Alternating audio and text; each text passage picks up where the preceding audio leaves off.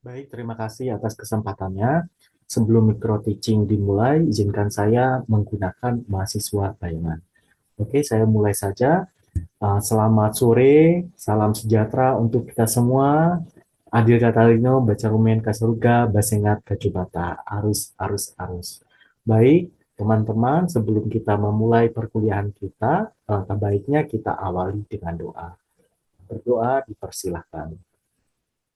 Berdoa selesai.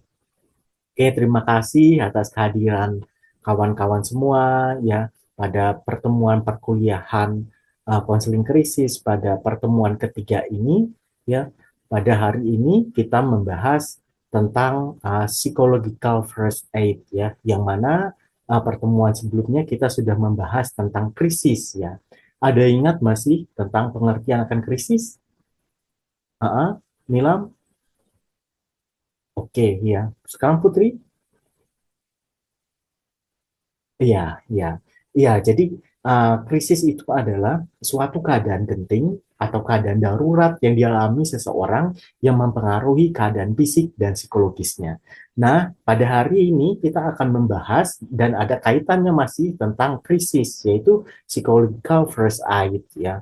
Kalau di dunia kesehatan ada namanya pertolongan pertama pada kecelakaan, tetapi di pada kesehatan mental atau di psikologi ya ada istilahnya psychological first aid atau pertolongan pertama pada psikologis seseorang ya pasca dia mengalami suatu keadaan krisis ya.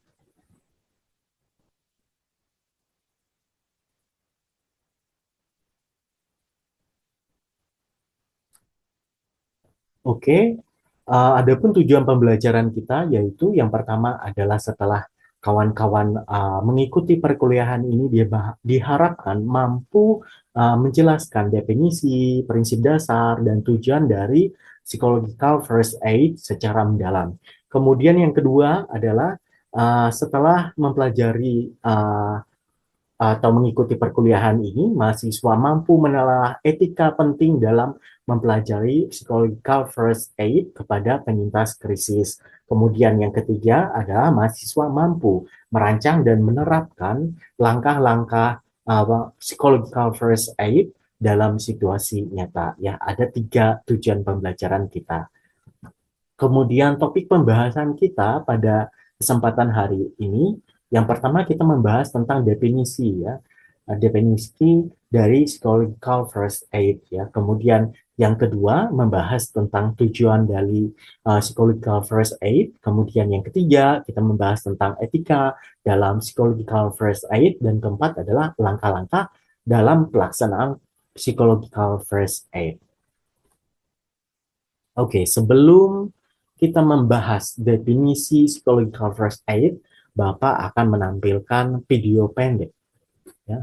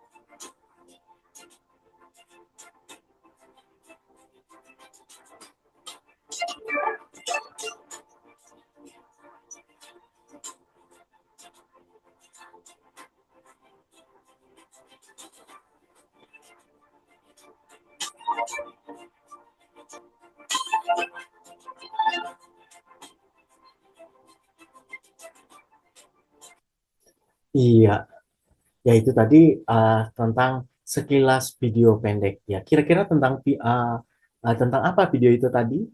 Mungkin ada yang bisa menceritakan tentang apa? Boy, silahkan.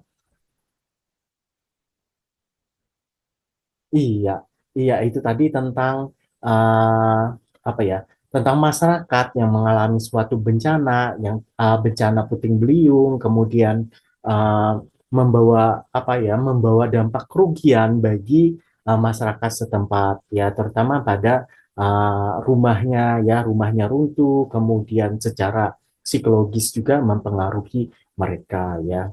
Lalu apa kaitannya dengan psychological first aid ini? Ternyata di sana ya kita bisa menyaksikan ada polisi ya, baik itu polisi ya laki-laki, perempuan, kemudian ada juga tentara ya, mereka melakukan pendekatan terhadap masyarakat yang mereka bercerita sebagai teman cerita ya. Apa yang mereka lakukan itu bisa dikatakan sebagai psychological first aid, yaitu pertolongan pertama secara psikologis kepada korban setelah pasca mengalami suatu bencana yang tujuannya adalah melakukan pendekatan penguatan mental ya, yaitu suatu rangkaian metode untuk memperkuat kondisi psikologis masyarakat pasca krisis ya, pasca bencana tadi, pasca mengalami bencana puting beliung ya. Bayangkan saja ketika masyarakat ya menjadi korban bencana, lalu tidak ada teman curhat, tidak ada orang yang memperdulikan, tentu itu akan berdampak negatif, berdampak buruk kepada keadaan psikologis masyarakat itu ya, dia merasa sendiri, tidak ada yang memperdulikan gitu. Kemudian psychological first aid ini atau biasa juga dikenal dengan PFA ya, dapat diterapkan pada berbagai usia, situasi dari bencana alam hingga masalah pribadi ya. Kalau kita kaitkan dengan video tadi itu pada korban bencana puting beliung ya.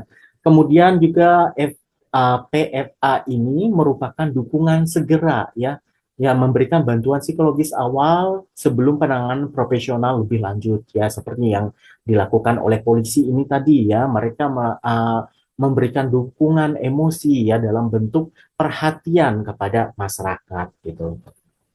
Kemudian tujuan dalam uh, penerapan psychological first aid ya itu uh, tujuannya adalah memberi perhatian dan keamanan bagi korban ya. Mereka memberikan perhatian, memberikan empati kepada korban, kemudian membantu juga mengevakuasi korban agar aman ya dari situasi bencana. Kemudian yang kedua adalah membantu korban dalam pengembangan coping yang positif. Artinya ketika mengalami suatu bencana, uh, relawan ini membantu korban bagaimana caranya agar mereka bangkit kembali dari situasi bencana yang mereka alami. Kemudian tujuan dari uh, PFA ini adalah untuk pencegahan dan informasi ya, artinya sebelum masyarakat itu mengalami depresi atau trauma yang lebih berat, maka uh, uh, polisi ini memberikan bentuk perhatian ya yang sifatnya emosional ya, melakukan pendekatan. Kemudian sebagai bentuk juga akan promosi kesehatan ya, promosi bagaimana seorang relawan ya mempromosikan tentang pentingnya kesehatan mental bagi seseorang. Kemudian juga dalam penerapan membantu orang, tentu kita akan memperhatikan ya beberapa etika seperti halnya menghormati penyintas ya, peka terhadap budaya penyintas, ya kita siap siaga ya apabila ada bencana susulan, ya kemudian kita juga penting untuk menjaga diri kita untuk tetap aman.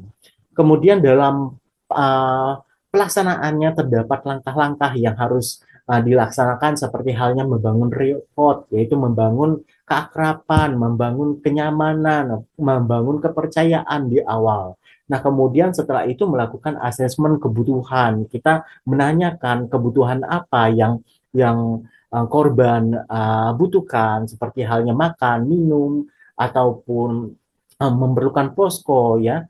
Kemudian yang ketiga adalah prioritas dan pemenuhan ya terkait akan kebutuhan tadi ya. Kemudian ada namanya penutupan dan tindak lanjut ya. Di sini kita melakukan pemantauan terhadap keadaan korban ya.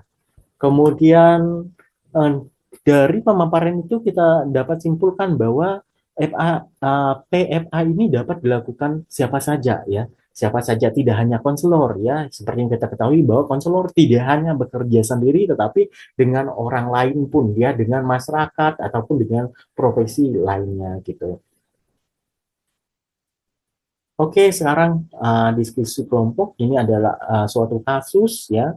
Nanti silahkan uh, dikerjakan pada kolom diskusi Sepima, silahkan dikirim ya. Ini dapat scan barcode gitu. Scan barcode untuk login ke akun Sepima.